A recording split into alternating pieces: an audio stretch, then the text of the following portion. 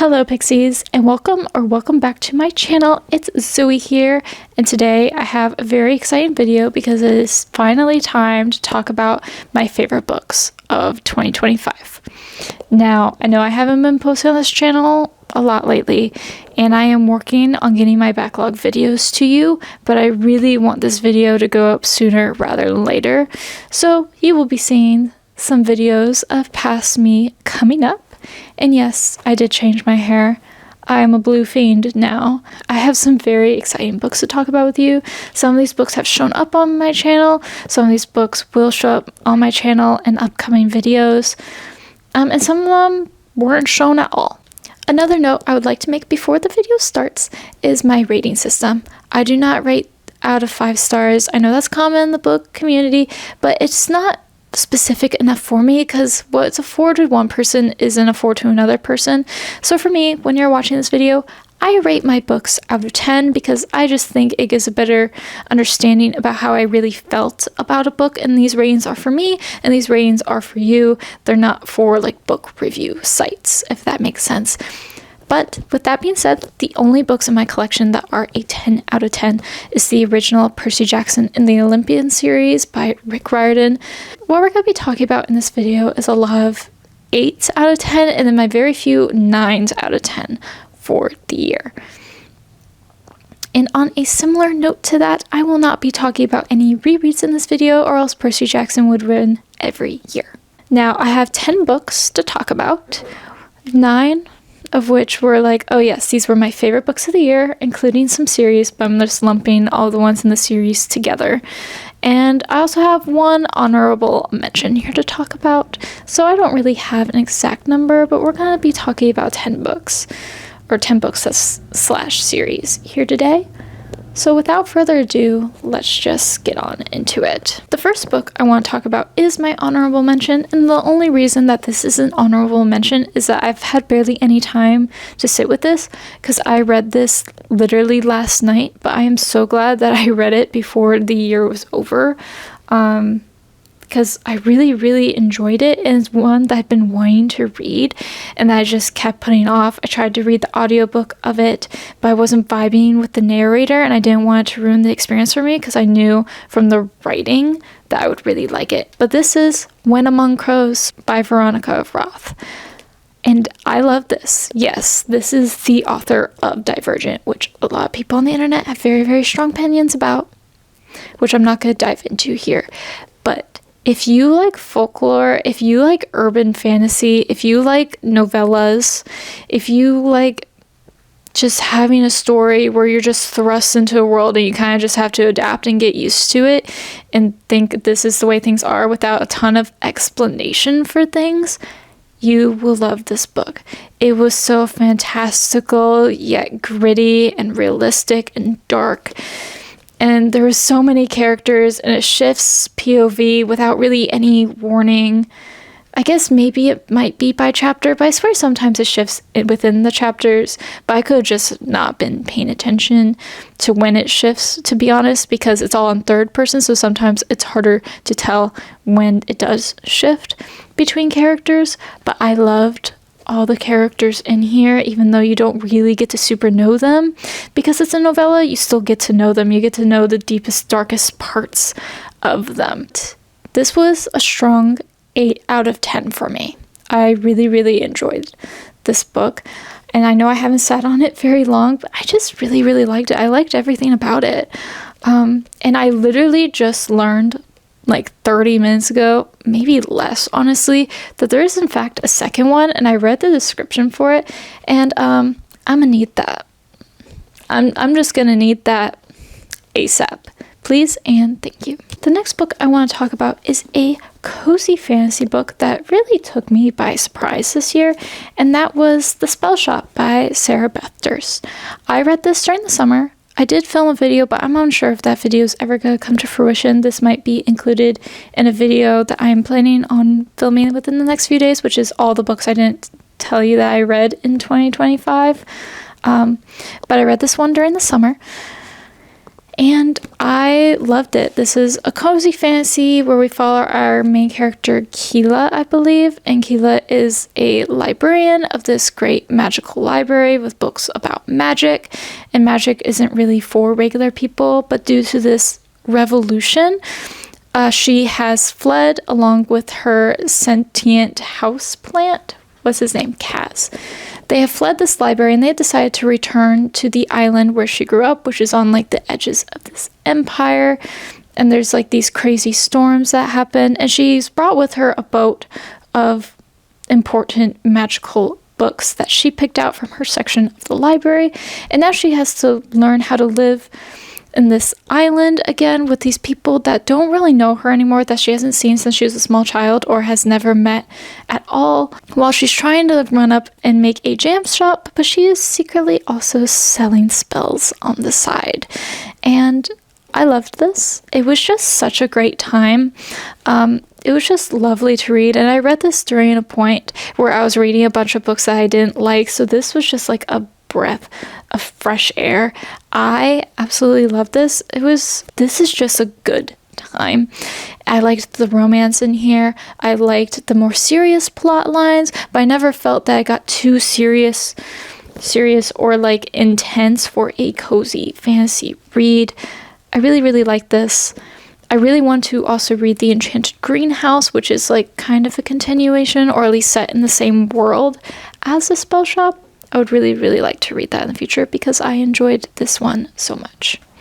And this was an 8 out of 10. The next books I want to talk about is one of my series, and I do not own these books. I was borrowing them from my mom and from my local libraries when I was reading them. But this is not a surprise because I would consider these kind of a booktube darling. I did read them all on camera, I believe, but I could be wrong. I definitely read the first one, though, on camera, and that was Emily Wilde's Encyclopedia of Fairies. I read it during my March of the Fairies reading challenge, which will be returning March of 2026. But Emily Wilde's Encyclopedia of Fairies and Compendium of Lost Tales and what was the third one? No, that was the third one. What was the second one? Whatever. The Emily Wilde series. It was great. In this series, we follow Emily Wilde, who is a Cambridge professor, and she studies fairies. And she kind of goes out into the field to collect data and do these research projects about the Fae, because these Fae, like, it's set in our world, but it's like the Fae of folklore, where they're kind of mischievous and weird, and they do things that we don't understand, and they can be very, very dangerous, or they can be very, very sweet, all just depending on the region and the kind. And Emily Wilde really loves fairies, and she loves the Fae, and she loves her work, but she is not so great with other people. So when she sets off on this original research project, she's really, really excited until her academic rival professor, Wendell Blamby, gets into her mess and starts muddling things up for her. But she is coming closer to discovering the secrets of these ones called the Hidden Ones, which are very, very powerful Fae, and things start to go wrong. And who is Wendell, really? I loved the series. I thought it was great. I read the entire series this year. I never read an Emily Wilde book before. I loved it. I thought it was wonderful. I loved the upholstery, is that the term? They're written as diary/journal entries because these are like supposed to be like her field journals, so she's like reporting these as like events of like research. I really, really enjoyed that, and I really enjoyed the inclusion of little footnotes in it. I really liked that. I just love this whole series. Another kind of cozier fantasy, but done in such a great and elegant way. And things happen, but since you kind of have that distance because it is told in like that diary journal format, it never feels like too terribly intense, which I can like time to time. Of course, I do read things that are very, very intense, but it doesn't always have to be. And this was just a great series, and I really, really enjoyed myself. I really enjoyed my time with it. The next book I want to talk about is one that I also read during my March of the Fairies reading challenge, and this is one that I really, really liked, and I have thought about quite a bit since I read it, and this is Wildwood Dancing by Juliet Marlier. I loved this. This is like historical fantasy. It is set in the real world.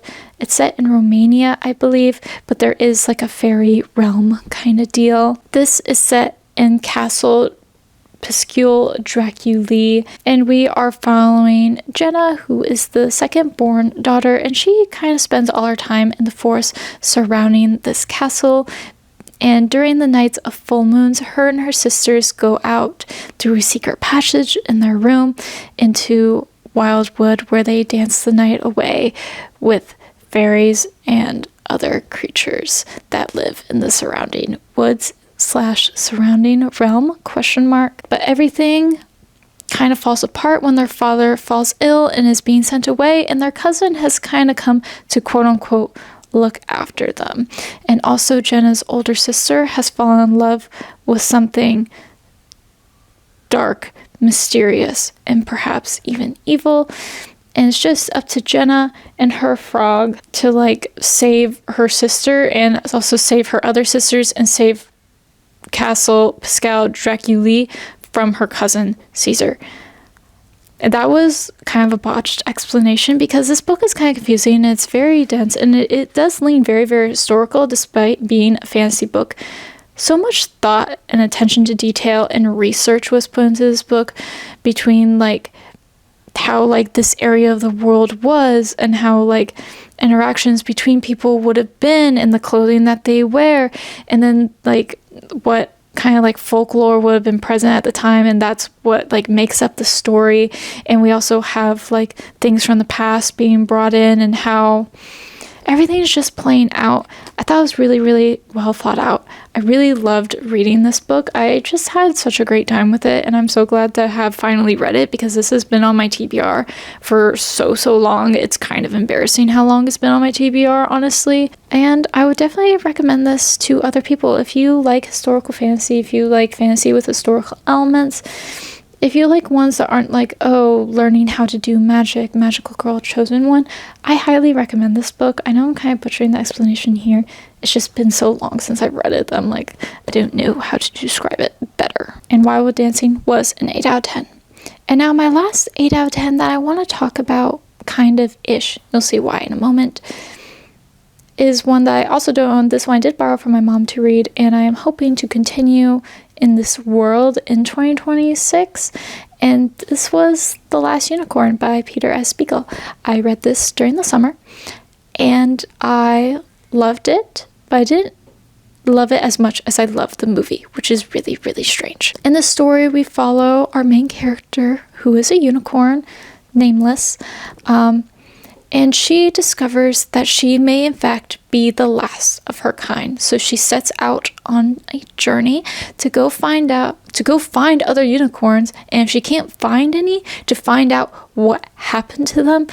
And along the way, she meets this kind of ridiculed wizard and an older woman who has been treated, I don't want to say badly, but she hasn't had like a great life living with like a group of bandits, I believe would be the best way to put them, but maybe that's not the right word, as it takes her to this castle by the sea where she learns what happened to the rest of the unicorns.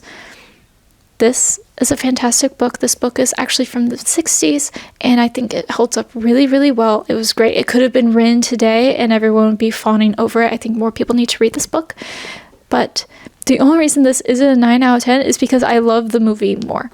The movie, which came out in the 80s by the studio that later became Studio Ghibli, that Miyazaki like bought the studio, and these people who were working in the studio like joined in with him. So like The Last Unicorn is kind of a Ghibli movie if you think about it that way.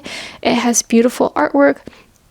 I just think bringing these images to life in this way made the story more impactful. And also I feel like the movie is a lot more emotional than the book, and what I love about the movie is how emotional it is. It makes me cry every time, and I've been watching this movie since I was a child. It's one of my favorite movies of all time. Honestly, it might be my favorite movie of all time, to be completely honest.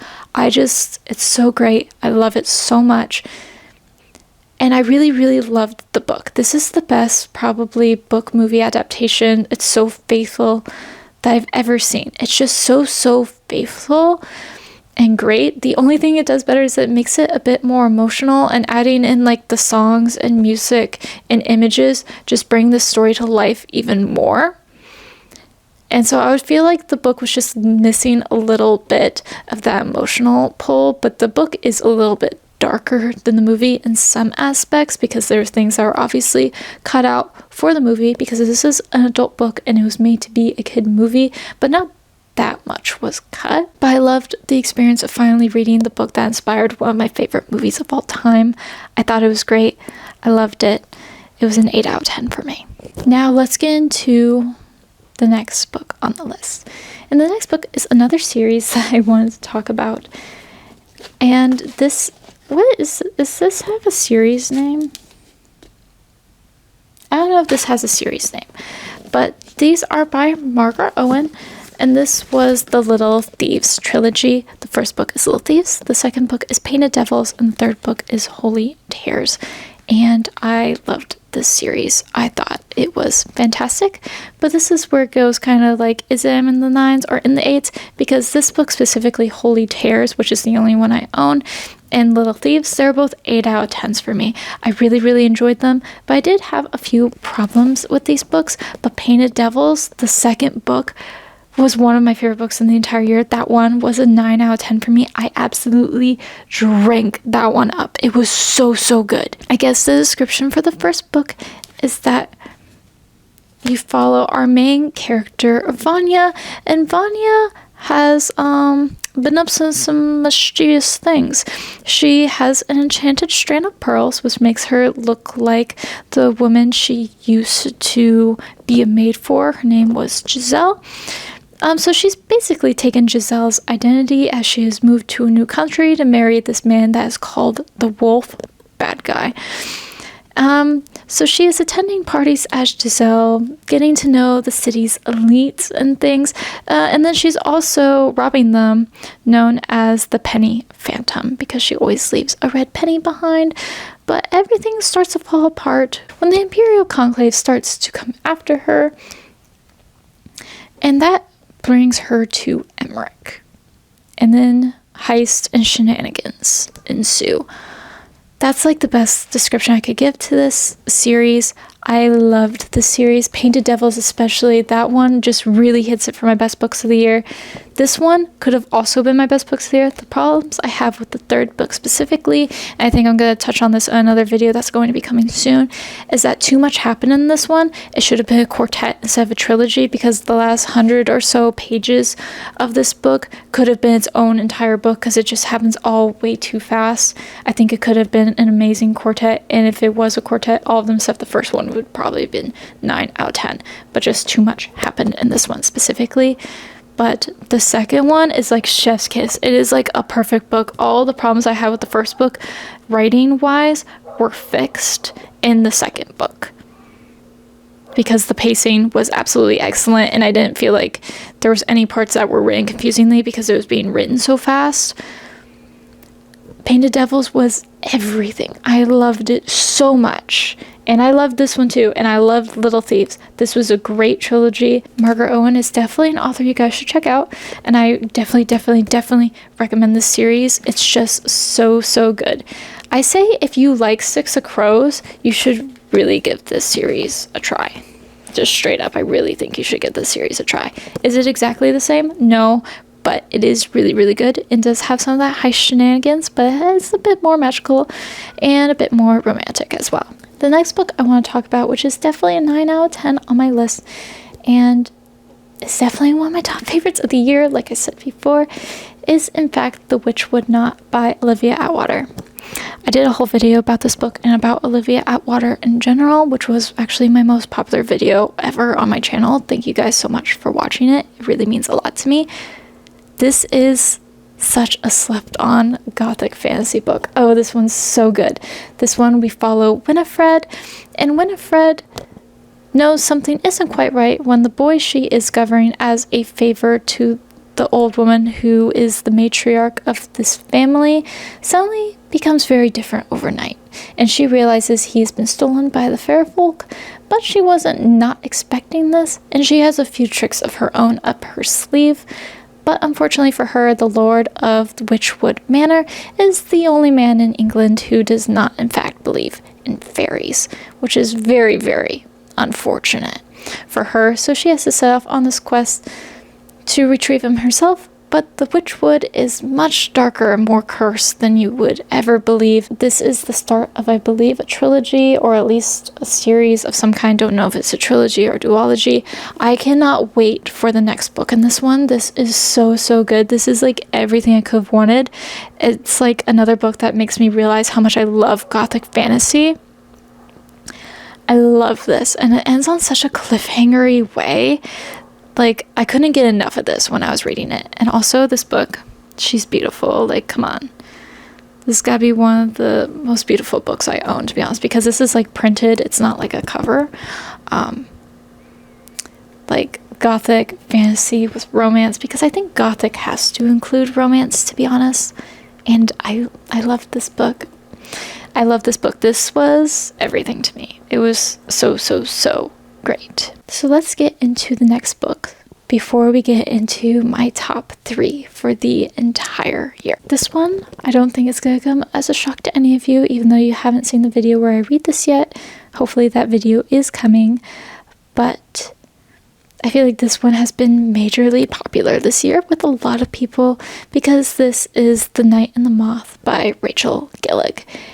And this is also described as being a gothic fantasy. I don't really think it's as gothic as some people make it out to be, but I did really, really love it. And it does have some darker atmospheric tones to it, but I think the story isn't as gothic as maybe some other things. But in The Night of the Moth, we follow Sybil, who has spent the last 9 years of dreaming of having no dreams at all because she is a diviner, and her quote-unquote sisters, the other Foundling girls, they divine dreams, and they accomplish this by drowning in the waters of this like temple that they live at with the abscess as well. It can't be abscess, right? Realizing you don't know how to say words out loud when you've read them. Anyway, things all start to go wrong as Sybil and her sisters start to end. As Sybil and her sisters are coming to a close on their years of service because they only serve for 10 years until a new set is trained, and Sybil and the others are meant to go out into the world because they've served their duty.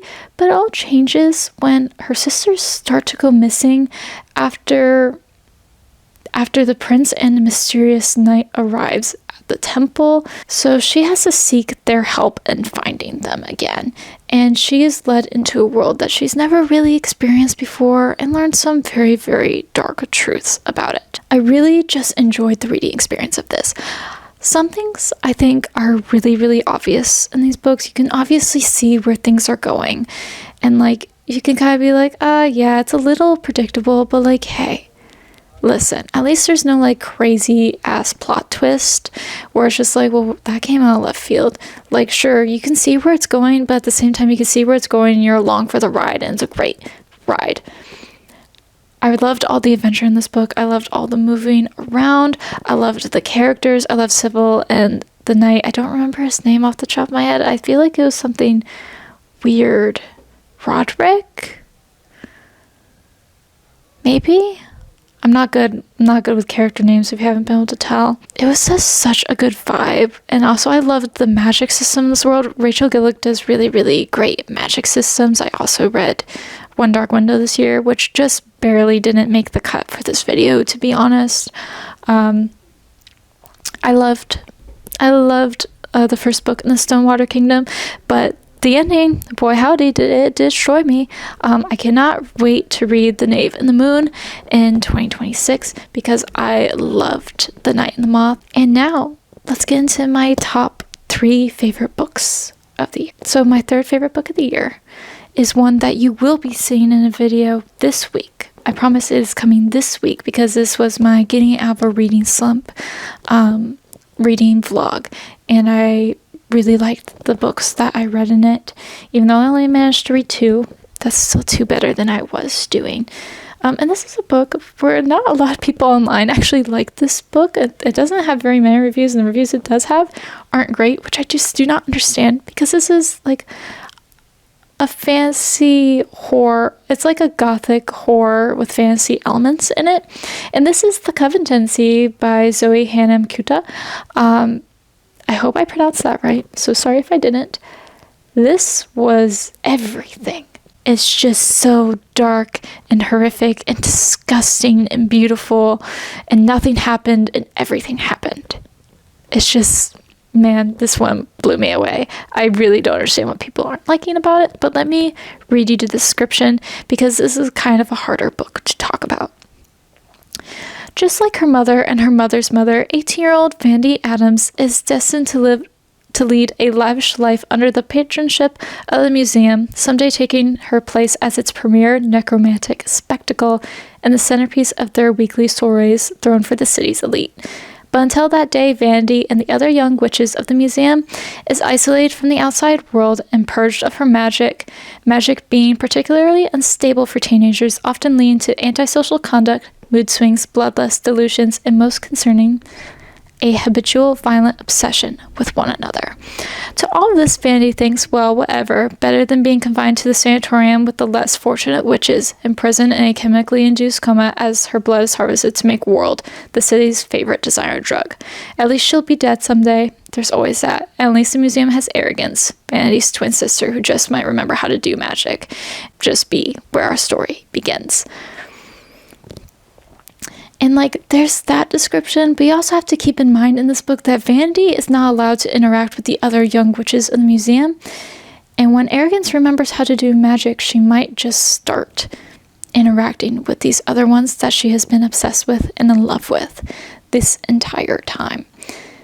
It's very stream of conscious writing, like, and there's a blend between like the current, like what is actually happening, and like, well, I guess it's like the past, but it's being written as the current, and then there's like future-y bits that's like reminiscing on like what happened and the things that are happening. Everything happens, yet nothing happens in this book, and you really cannot trust the narrators at all, because magic in this world kind of makes the users unstable. It acts as a drug, like that's why the cities take drugs made from other witches, because magic kind of makes you lose your mind a little bit, and all of them are like performing magic. So they're not really, you can't trust what they're seeing. You cannot trust what they're thinking. You cannot trust what they're experiencing, because they're not really experiencing it. They're not really all the way there. I love this book. It does have a lot of body horror in it, and I am not a fan of body horror, but since you cannot trust the characters, you can't actually tell if it's happening or not. And apparently that's the way to get me to read body horror, is to be like, is this actually happening? Because once you get confirmation on whether it's happening or not, you're already like, you're at the end, you're locked in, and like you're past like the very like visceral reaction-y description part, I guess you would say.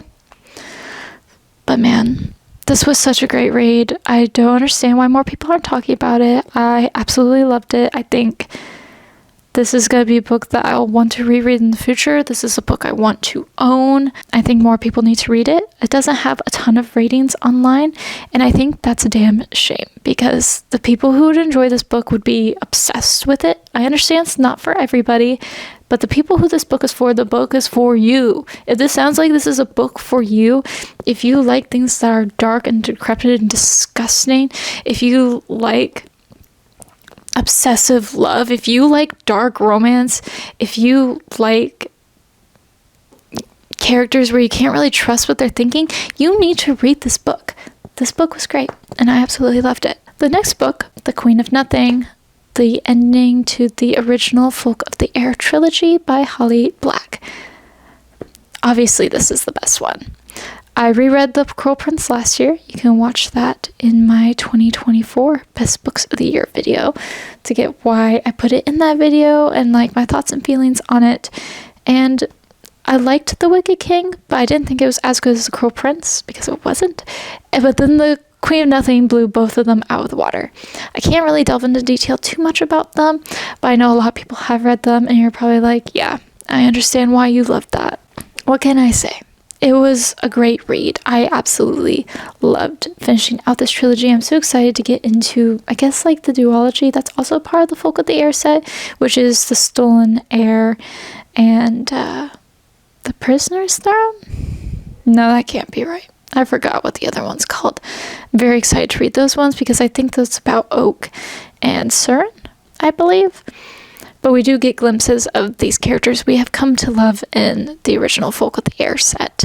I was in love. I was enchanted. I really, really need to own the Folk of the Air. I'm looking for hardback sets, though, and that's going to be difficult for me. I guess, without further ado, my favorite book of the entire year was Wings of Starlight by Alison Saft. This is a reimagining, I guess, of Queen Clarion from Pixie Hollow, her origin story, if you will, for a YA audience. If you didn't know, the Disney fairies, the fairies of the Pixie Hollow books, whatever you want to call them, those were a staple in my childhood. And when I heard that there was going to be a YA book from an author that I've read before that also made it into my favorite books of last year, I knew I needed to get this as soon as it came out, which I did. I got the Barnes & Noble special edition, which means it has a purple cover. And, oh, there's a bookmark in here. I like this bookmark. It's a good one. I need to put it with my other bookmarks, not inside the book. And this is like an origin story of Queen Clarion, so it's before she becomes queen, like her coronation is coming up in this book. There's another queen at the moment who's been trying to teach her everything she knows, and Clarion doesn't really feel like she's right to be queen. And then things start to go wrong when these nightmares, these monsters of old, have been breaking free of their prison and are threatening Pixie Hollow once again. And then Clarion meets a winter fairy because she crosses into the winter woods, which fairies have not done for centuries. And she meets the warden of the winter woods. Chaos and adventure and love ensue. This is such an enchanting book. What I loved about the Pixie Hollow books when I was a kid was not just that I found the characters relatable, but it was whimsical, it was magical. Like, those were like pure beings of magic, right? And this book keeps that. Pixie Hollow is still a magical, wondrous, whimsical place, and it keeps this very light and whimsical writing style that's so descriptive and so reminiscent of the Disney fairies of my childhood, but with an older spin on it. It doesn't make anything dark and gritty. Sure, like, the threats they are facing are kind of scary, they are kind of dark, but it fits into this world so well. It doesn't feel like they try to make it gritty for an older audience, but doesn't feel like it's being dumbed down, be like, oh, this is a kid's book that they somehow put in the YA category. It's not that either. And so enchanting and beautiful, and I was locked into reading this. I loved the experience of reading it. All I've wanted to do since I've read this is to read it again, which really tells you something. I really debated strongly of rereading this again before the end of the year. The only reason I didn't is because, honestly, I ran out of time. It's just so whimsical, magical. More books need to be written like this. If you have any recommendations, I would love to hear it. And more books need to be set in like a Pixie Hollow setting, but for a YA audience. I think it's really, really great. This is my favorite book of the entire year. I loved it so much. It is truly everything. I loved everything about it. I know the ending will hurt some people, but it also follows Pixie Hollow lore. Alison Saft did her research. Like, she didn't go, no, that doesn't exist for like literally anything. Better research than that live action Peter Pan movie that they made. Like, hello. She knew the lore. She kept with the lore. She kept with the things that are already canon and went, this is how the story has to end because of things that are going to come later. of course it is kids media, but like it already happened. A lot of us who are reading this, we probably watched those movies as children. We know what's going to happen in those movies, which read this and then watch The Secret of the Wings. Trust me on that. So you can get the conclusion basically to the story. The story does conclude, but you'll see why it concludes the way it does if you watch The Secret of the Wings. It was just such a wonderful time. I cannot wait till the day I get to reread this. I think about this book a lot, and I will continue to be thinking about this book a lot. Those were my favorite books of 2025.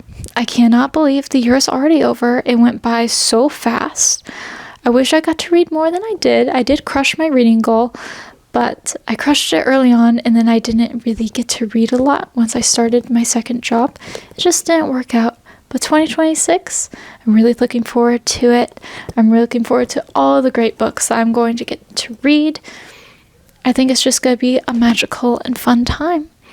And I really did have a great reading year. Even though I didn't read that much towards the end of the year, it really was a great reading year. If you like this video, you can go ahead and give it a thumbs up. I appreciate it so, so, so much. And if you're new here, you can go ahead and subscribe so you can see me post other things. I have a lot of backlog content coming, as long as a lot of end of the year / new year content coming up. Am I going to be very, very busy with all the videos I need to edit? Yes, but that's okay. I hope you stick around to see those videos. And yeah, I guess that's it. So I guess I'm signing off now.